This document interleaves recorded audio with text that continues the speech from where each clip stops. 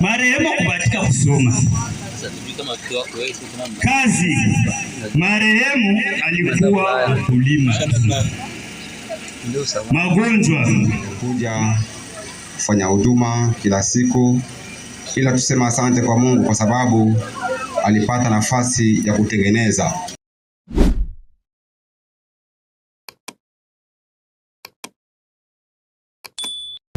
Abedi TV, jicho la nyumbani.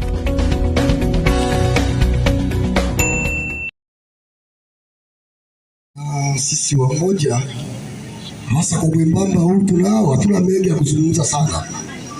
Ngoja kwanza nimuinue kijana ambaye ana marehemu aje haraka kabla sijasema mawili matatu. Yule ambaye ana maisha ya marehemu aje kwanza hapa atusomee maisha. Sio? Wazi.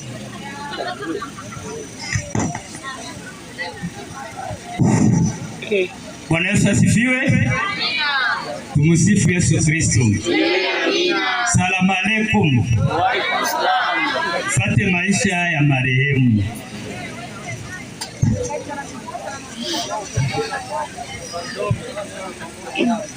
Marehemu alikuwa anaitwa kwa jina la Kumbuka Majivuno.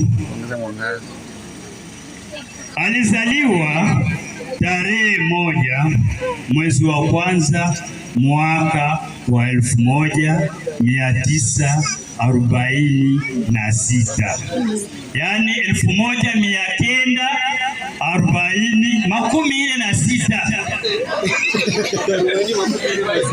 Baba alikuwa anaitwa kwa jina Nakyoyo Rukumuza. Mama wa marehemu kwa jina la Majivuno Sikitu. Ndoa, marehemu alifunga ndoa na mume wake anaitwa Jamari Makundu. Ilikuwa tarehe 3 mwezi wa 4 mwaka wa 1965, yani 1965 ndo alifunga ndoa Pakiliba Ondese. Marehemu alizaa mtoto mmoja wa kiume. Shule, marehemu kubahatika kusoma. Kazi, marehemu alikuwa mkulima. Magonjwa, marehemu alikuwa akisumbuliwa na magonjwa ya muda mrefu ya kifua kikuu na presha. Marehemu alifariki tarehe 10 mwezi wa 12 mwaka wa 2025. Marehemu aliishi miaka 79. Mungu amulaze mahali pema. Asanteni.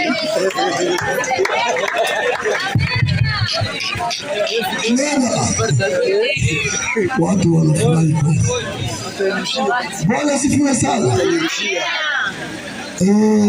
Ngoja nifasirie kidogo hapo, kwa kuwa watu watajiuliza kwa nini. Hapana, kwa nini huyu bibi maisha mengi ameishi makabili sana, na mpaka jinsi kifo kimemkuta makabili. Huyu mama watu wengi wakimfahamu kwamba ni mama yake halali ya Sabata, hajamzaa Sabata. Bwana asifiwe sana. Baba ya Sabata amemuoa mama huyu akiwa na Sabata kama miaka 4 tu. Huyu mama ndio alimkuza Sabata. Tumesikia kwamba amemzaa mtoto mmoja, mwanae yuko Kongo mpaka leo. Wakati Sabata aliondoka hapa, yule mwanae alikuja hapa. Mimi nilimshuhudia, nilimuona hivi. Huyu mama alikuwa anaachiwa ng'ombe na Sabata ya kumlea hapa. Mwanae ndio aliuza kaenda nayo Kongo. Bwana asifiwe sana. Ndio hivyo jinsi ilivyo. Hivyo. Huyu mama aliolewa na baba ya Sabata. Sabata akiwa mtoto kama wa miaka 4 alikuwa mikono ya Sabata mpaka gisi Sabata alienda Ulaya. Na tulikuwa tunamwambia Sabata tunataka tumsafirishe huyo bibi aende kwa mwanae Kongo. Sabata alisema hapana, watie hapo hapo, akifa hapo mimi nitamzika tu, kwa kuwa mimi ndio alilea ule mdogo yangu, hajamlea. Bwana tuhurumie sana. Watu wasijiulize ilikuwaje. Hapana, ndio hivyo story ya mama ilivyo. Nafikiri mnanielewa kwa hilo. Tunaeleweka jamani? Na huyu mama katika historia zake mnamuona kabisa alikuwa shakuwa bibi kabisa. Bibi kweli. Mama kama huyu amekufa na amezaa mtoto huyu, hata wajukuu wake hatuwafahamu, ambao yule mwanae alizaa kule hatuwafahamu. Tufanyeje jamani? Tuseme uongo mbele ya umati wa watu? Tuseme uongo? Sisi kama Wakristo wasee tuseme uongo? Haiwezekani hiyo. Tunapenda tuseme ukweli, kisi mambo yanaenda vizuri. Bwana sifiwe sana. Kwa hiyo niseme tu kwamba nishukuru kijiji ambacho kimesikia tumepata tatizo hili. Huyu mama alikuwa akiuma kila siku, nilikuwa nakuta kila siku pia kumwangalia hapa, hasa baba Dudu. Tulikuwa tunakutana naye kila siku hapa, tukiangalia hali yake inaendaje, mpaka gisi alifika kukata roho. Nafikiri mama katika kijiji hiki ama vilaje hii ambaye atazungumza kwamba huyu mama alikuwa ni mchawi. Unajua mtu akizeeka, hata sisi tumeshakuwa na nywele mbili kichwani, tushakuwa wachawi. Hamjui hilo? Hamjui hilo? Watu wakizeeka wanageuza hivi, wakisahau kama nao watapitia pale pale.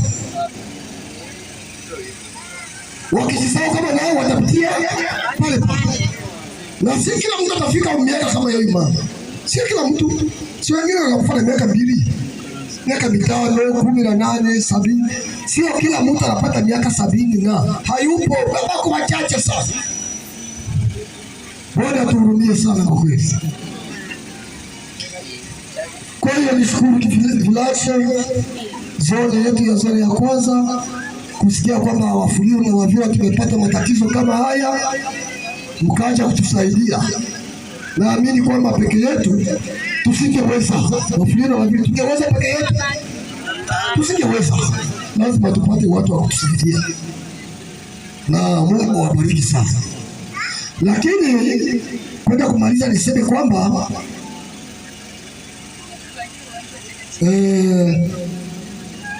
tutakapotoka Malaloni turudi hapa niwaambie jinsi msiba wa huyu bibi utakavyotembezwa. Bwana sifiwe sana. Turudi kutoka Malaloni turudi tena hapa, nitawaambia jinsi msiba utakavyotembezwa, kwa kuwa Mfuliru hawezi kusema msiba utatembea hivi na kabla hajazika. Bwana tusaidie sana. Kwa muda mrefu sawa, ila ilifika nafasi akawa amehama kanisa. Inawezekana ulimuona alikuwa anakwenda sehemu nyingine, lakini kule hakukaa kule tena, akarudi kwetu, tukampokea. Maana mtoto mpotevu anapokwenda akirudi, huwa baba anampokea mara tena. Bwana Yesu asifiwe sana. Basi tuliendelea kuwa naye kwa muda mfupi, basi ugonjwa ukawa umempata. Tukapata taarifa za ugonjwa, tukawa tumekuja kufanya huduma kila siku, ila tusema asante kwa Mungu kwa sababu alipata nafasi ya kutengeneza. Maana alijichanganya na hali ya ulevi. Alikuwa yeye mwenyewe alishuhudia kwamba alikuwa anagusagusa kidogo. Bwana Yesu aturumie sana.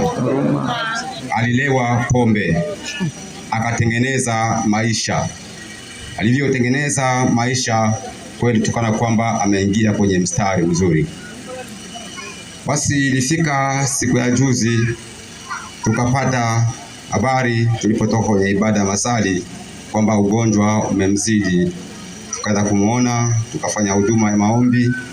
Basi siku hiyo hiyo habari ikawa imekuja kwamba Mungu amemchukua.